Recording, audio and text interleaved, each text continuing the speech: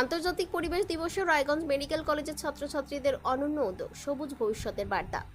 আমরা পড়াশোনা করতে এসেছি, পড়াশোনা শেষ হলেই হয়তো অন্য কোথাও চলে যাব, কিন্তু আমাদের লাগানো গাছ ধীরে ধীরে বড় হবে এবং আগামী প্রজন্মকে সুরক্ষা দেবে। এই মানবিক ও দূরদর্শী ভাবনাকে সামনে রেখেই আন্তর্জাতিক পরিবেশ দিবসে এক অনন্য দৃষ্টান্ত স্থাপন করলেন রায়গঞ্জ মেডিকেল কলেজের ছাত্রছাত্রীরা। প্রতি বছরের মতো এই বছরেও 5ই জুন বিশ্বজুড়ে পালিত হয়েছে বিশ্ব পরিবেশ দিবস। পরিবেশ সংরক্ষণ ও প্রকৃতির ভারসাম্য রক্ষায় জনসচেতনতা গড়ে তোলাই এই দিনের মূল উদ্দেশ্য ছিল।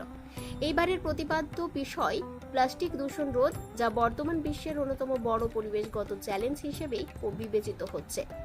রাষ্ট্রসংঘের পরিবেশ বিষয়ক কর্মসূচির উদ্যোগে 1973 সাল থেকে প্রতি বছর 5ই জুন বিশ্ব পরিবেশ দিবস পালিত হয়ে আসছে।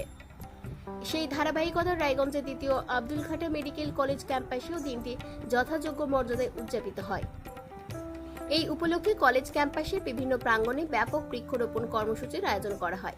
অনুষ্ঠানে উপস্থিত ছিলেন মেডিকেল কলেজের ছাত্রছাত্রী, কলেজ কর্তৃপক্ষ, বিভিন্ন দপ্তরের কর্মী এবং সমাজের বিভিন্ন স্তরের বিশিষ্ট ব্যক্তিবৃন্দ।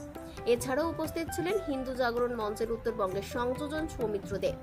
বৃক্ষরোপণ কর্মসূচিতেই অংশ নিয়ে কলেজের ছাত্র গৌতম দাস বলেন, শুধু একদিন গাছ লাগিয়ে সামাজিক মাধ্যমে ছবি পোস্ট করলেই দায়িত্ব শেষ হয়ে যায় না। প্রকৃত অর্থে প্রতিটি গাছের নিয়মিত যত্ন নেওয়াই সবচেয়ে গুরুত্বপূর্ণ। আমরা এখানে পড়াশোনার জন্য রয়েছি, কিন্তু একদিন চলে গেলেও আমাদের লাগানো গাছগুলো থেকে যাবে। সেই গাছই ভবিষ্যতে পরিবেশকে রক্ষা করবে এবং মানুষের উপকারে আসবে। একই সুরে কলেজের ছাত্রী ঝিলিক ধাওয়াল বলেন, গাছ পরিবেশের ভারসাম্য রক্ষা করে এবং আমাদের সুস্থ জীবনযাপনের ভিত্তি গড়ে তোলে।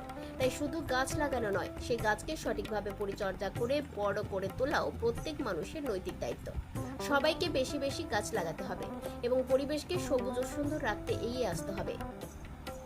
অনুষ্ঠানে উপস্থিত হিন্দু জাগরণ মঞ্চের উত্তরবঙ্গের সংযোজন সৌমিত্র দে পরিবেশ রক্ষায় যুব সমাজের এই উদ্যোগকে সাধুবাদ জানিয়ে বলেন, পরিবেশ সংরক্ষণ আজ শুধু একটি সামাজিক কর্তব্য নয়, মানবজাতির অস্তিত্ব রক্ষার অন্যতম প্রধান শর্ত।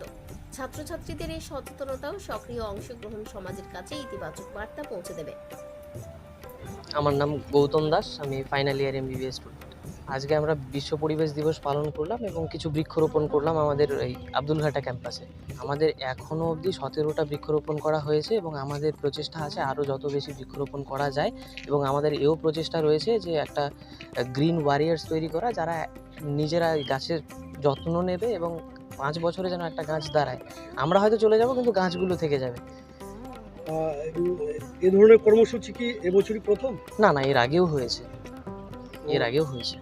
প্রথমে যেটা করতে হবে সেটা হচ্ছে আমাদের সবাইকেই বৃক্ষরোপণ করতে হবে। মানে সবাই যদি আমরা এক একটা করে গাছের দায়িত্ব নিতে পারি, তাহলে সব থেকে ভালো সেটাই হয়।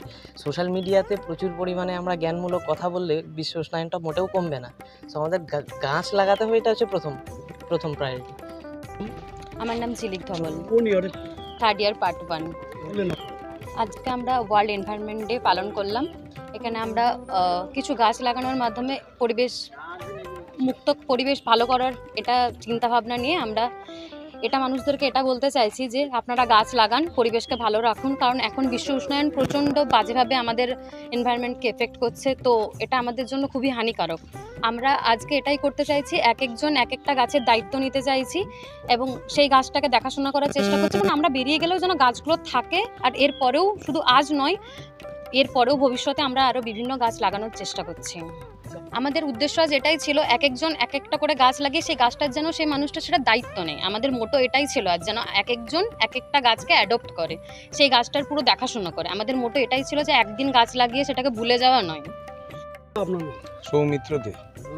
সংগঠনে কি দায়িত্ব রয়েছে? আমি হিন্দু জাগরণ মঞ্চের উত্তরবঙ্গ প্রান্তের সংযোজক।